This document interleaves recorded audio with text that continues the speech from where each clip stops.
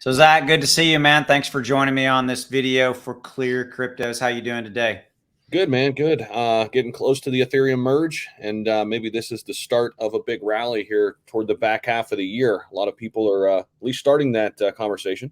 Yeah, so I know the point of this video is that article where we're going to talk about the analyst who called the 2018 Bitcoin bottom, predicts strong Ethereum, is going to do some stuff.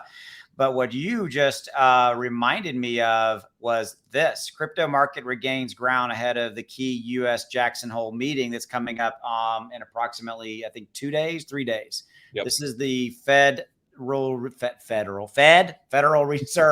the Fed summit meeting. Not going to set policy, not going to raise interest rates, but I think that may be I think that's what's going on here, right? So yeah. Yeah, I think the crazy thing is with Ethereum, even though we've been in a downturn, right, pretty much all of 2022, it has rallied pretty heavily in the last month and a half, 2 months. It's up well over 100%. I mean, I know now it's sitting there at 1,600, but we've been as high as 2,000. Yep. I read an article by not an article, but it was a video by our guy Raoul Paul. Yep. He said that $2,200 mark is really a crucial level. Once we kind of get there, the floodgates could open. Then we'll start seeing big money come piling back in.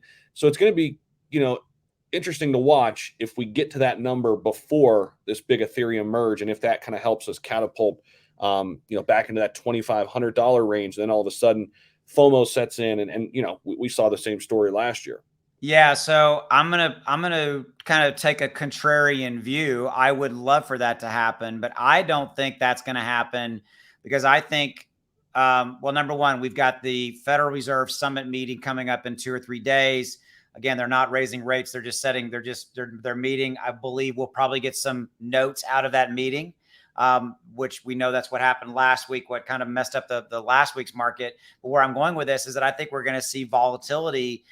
Up one, down two, up one, down, this no real movement until the Federal Reserve meets on September 20th and 21st to actually raise the rate. I don't think anything's going to move. I mean, that's my opinion. I actually hope that I'm desperately wrong, and I will call myself out in that if that happens. But I just don't see, I think there's too much fear on what are they going to do or not going to do. What are your thoughts?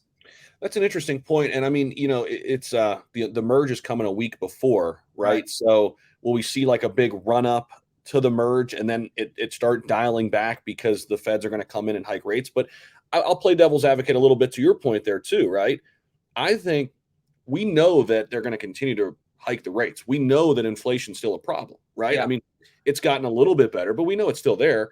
So I kind of take the opinion of, well, if they don't blindside us with anything like 100 basis point hike or something like that, maybe it could be priced in, right? Maybe we could be okay. I don't know. It could go a couple different ways. I think a lot of it is how Jay Powell couches it. I mean, they hang on every word and they usually pick a phrase out of there and they're like, okay, well, that's it. That's the narrative, right? And then whether that's positive or negative, the market kind of reacts to that. But I mean, I could see, if it's only raised like 75 basis points, is that really something we weren't prepared for? I don't know. Well, what you're saying is that already built into the number, right? That's really Right. that's effectively what you're saying. And the short answer you would think is yes. But at the end of the day, what it really comes down to is that I think if they raise it 75 basis points, which is what we all kind of expect they're going to do, I think it's going to be viewed as a negative thing because we were all kind of thinking they were going to only do it 50 basis points. The problem is uncertainty. The problem is that 1 week they tell us another thing, and then the next week they say something completely different. And that's what happened. We had Jay Powell's comments out of the last Fed. Then we had the meeting notes of last week's FOMC meeting contradicting each other. And that's uncertainty. And so, so let's wrap up with this scenario. So analysts who called the 2018 Bitcoin bottom predict strong Ethereum rally by the end of 22. There's a catch. Okay. I think the catch, I know we've ran almost into 5 minutes. We got off into the Fed and all that, but I think the catch is, again, inflation. I think the catch is what's going to happen with the overall inflation scenario. But so this, let me hold on. Let me see that there's a name here. So if you want to go check him out. Smart Contractor tells us 210,000 Twitter followers.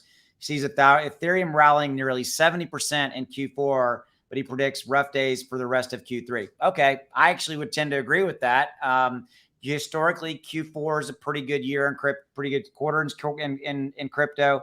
So there you go. Looks like he's thinking that we could go. Yeah, there it is. Oh, there's your number. Look at the number, 2,200. There's. Yep. That's I didn't even know that was going to be the number. There you go. Yeah, that's cool.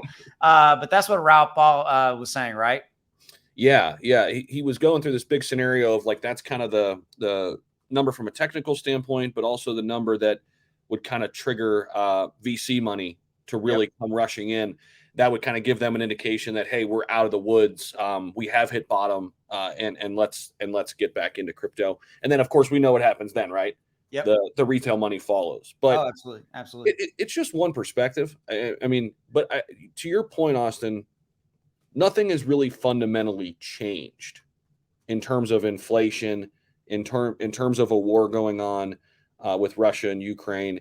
Nothing has changed in that regard. I mean, yeah, peak inflation might be behind us, but we'll have to wait and see because we've got some big months ahead of us where, oil and gas is the big one. But in these winter months in the United States, will that come back to bite us again? I don't know. We'll have to wait and see, right? So let's focus on the Jackson Hole meeting of the FOMC. Then we'll focus on obviously the next kind of events that are happening from there. We're going to wrap up with that. Thanks for giving us a few minutes of your time. My name's Austin. This is Zach with me. We both have our respective YouTube channels, but we are supporting ClearCryptos because we believe in the vision of this project, what they aim to do, and what they want to do is positively revolutionize crypto. Down in the description below, there's links to every single thing you want or need having to do with Clear. Check out their Discord and get involved over there. That's where all the latest and greatest info is. Have a good one, and we will see you later.